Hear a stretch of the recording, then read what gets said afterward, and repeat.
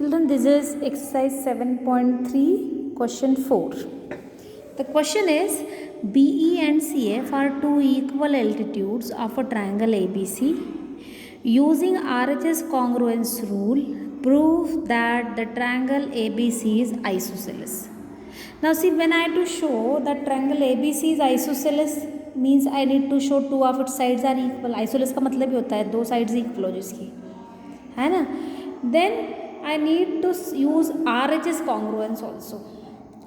There is one more term given here, equal altitudes.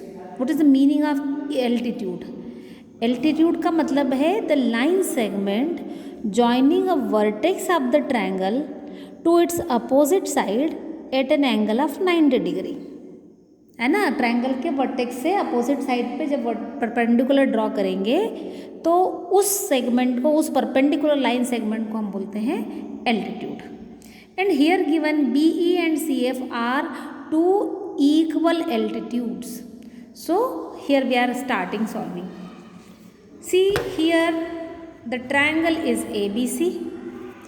In triangle ABC BE is altitude, तो मतलब मुझे B से एक perpendicular line draw करनी है क्योंकि एल्टीट्यूड ट्रायंगल का है, मतलब उसके अपोजिट साइड B के सामने वाली साइड, इस पर मैंने एक परपेंडिकुलर ड्रॉ करना है. This means the angle is 90 degree. ये एंगल 90 तो ये भी 90 होना है. करेक्ट. सेम वे CF, तो C से इसके अपोजिट साइड हो गई AB. इस पे डाला परपेंडिकुलर हमने ड्रॉ किया. अगेन क्योंकि एल्टीट्यूड है, परपेंडिकुलर है, this angle is 90 degree. I need to show ABC is isosceles. तो मुझे ये शो करना है कि AB and AC are equal, है ना. See what can we do here.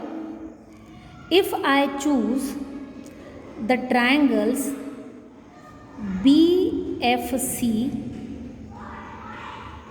well, this name was BE and CF in the question given name of the altitude also.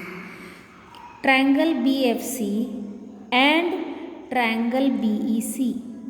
If I consider these two triangles, then see what I am having here. Both are having BC common, correct. check कर लीजिए. BFC, BC is there. BEC also having BC, so it is common. Then angle BFC, please find angle BFC and angle BEC, check 90 degree. Also BE is equal to CF. This is given to me, equal altitudes. Correct. So if I see these two triangles, here I am drawing it separately for you. This is BFC, check. Right angle triangle 90 degree. BC 90 के opposite वाले side, that is hypotenuse. And CF other side.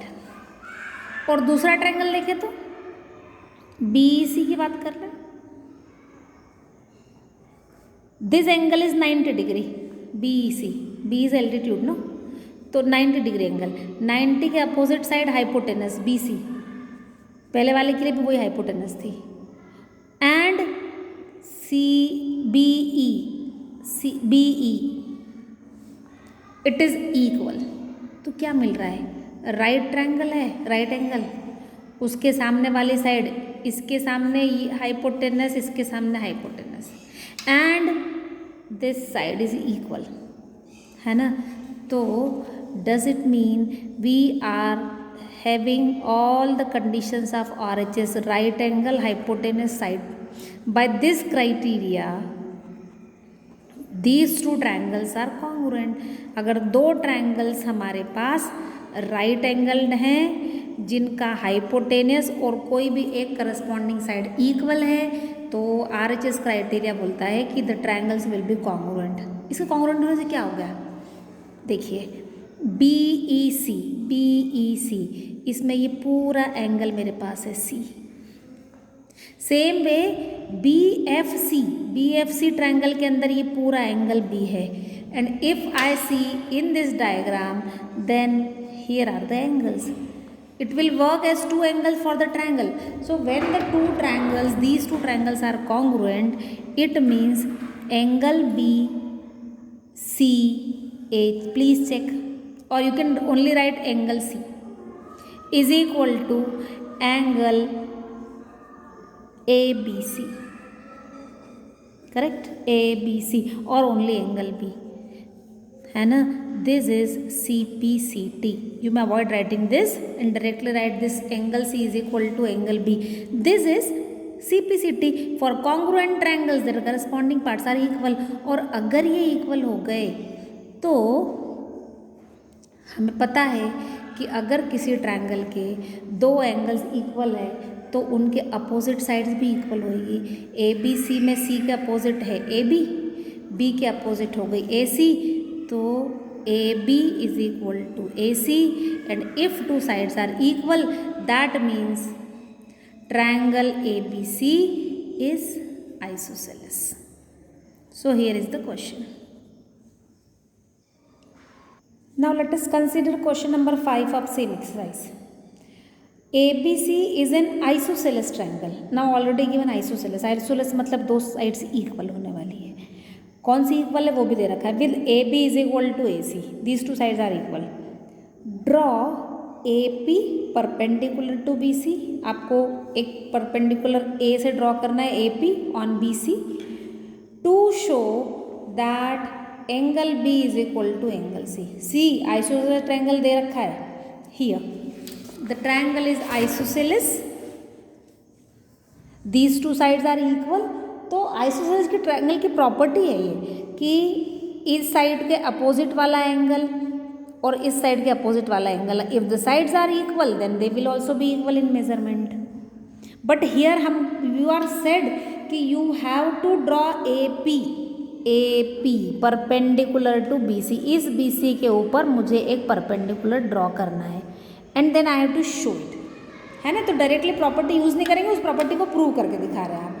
So this is according to whatever was given. I have drawn the diagram.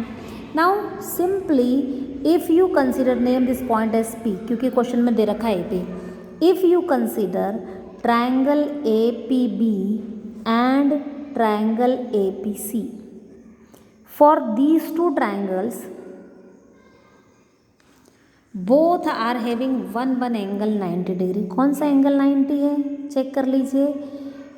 APB इस triangle का P, APC इस triangle में angle APC is 90 degree, क्योंकि मुझे question में RHS इसलिए use करनी है। नाउ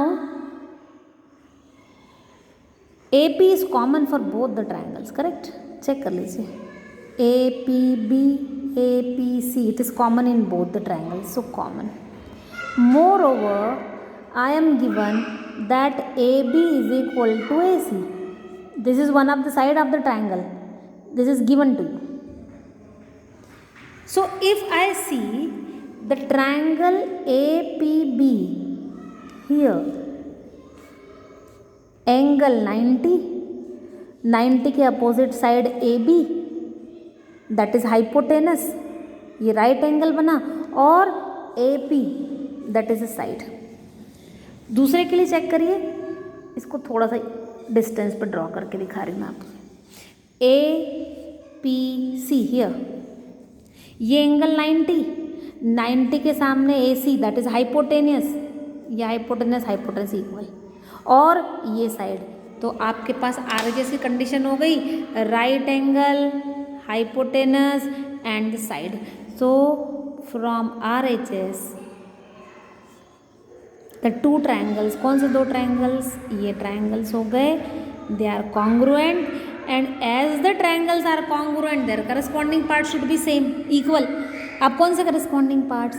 APB, उसका एक पार्ट ये एंगल B है, दो it is a part of this smaller triangle but it is the part of this bigger also ना, जिसे मुझे यूज़ करना है। तो फिर एंगल B इसके करस्पॉन्डिंग एपीसी का कौन सा एंगल है, सी है। अब आप देख लीजिए यही एबीसी के दो एंगल्स हैं, है ना। So the two angles of this triangle are equal, proved.